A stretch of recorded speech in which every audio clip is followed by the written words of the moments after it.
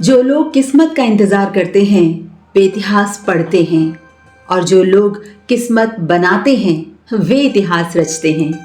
नमस्कार, मैं हूं अपराजिता परम। आज मैं आपको कोई कहानी नहीं सुनाने आई, बल्कि एक किस्सा साझा करने आई हूं जो शायद आपको खुद से जोड़ दे। एक बच्चा था। अपने विद्यालय की फीस न दे पाने के कारण उसके अध्यापक ने उसे कक्षा से बाहर निकाल दिया। वह घर नहीं लौटा और ना ही रोया, बल्कि खिड़की के बाहर खड़ा होकर वह अंदर चल रही पढ़ाई को ध्यान से सुनता रहा। जब क्लास में शिक्षक ने एक सवाल पूछा और कोई जवाब नहीं दे पाया, तब बाहर खड़े उस लड़के ने कहा, मैं बता सकता हूँ। उसे कक्षा के अंदर बुलाया गया और उसने सारे सवालों के सही जवाब दिए।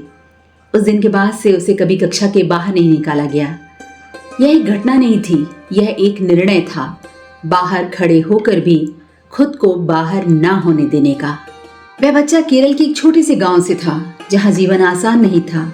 उसका स्कूल घर से 15 किलोमीटर दूर था और वह रोज नंगे पांव धूप में चलकर वहां पहुंचता था। वह सिर्फ दूरी नहीं थी, वह उसके इरादे की परीक्षा थी। वह बड़ा हुआ, पत्रकार बना और एक दिन महात्मा गांधी के सामने बैठा था। वही बच्चा जो कभी खिड़की के बाहर खड़ा था, अब राष्ट्रपिता से सवाल पूछ रहा था। यह सिर्फ उसकी उपलब्धि नहीं थी, वह उसके भीतर की दृढ़ता का परिणाम था।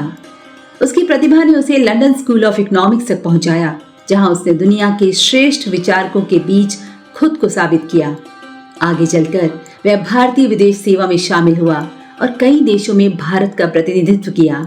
अंततः वही बच्चा इस देश का 10वां राष्ट्रपति बना, KR नारायणन।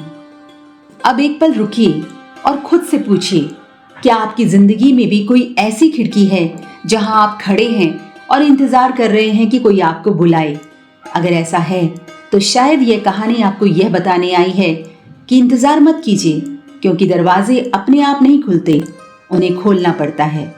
आपकी जगह वहां है जहां आप उसे बनाने का निर्णय लेते हैं। अगर यह कहानी आपके मन को छू गई है तो इसे अपने तक मत रखिए, बल्कि किसी ऐसे के साथ शेयर कीजिए जिसे इसकी ज़रूरत है।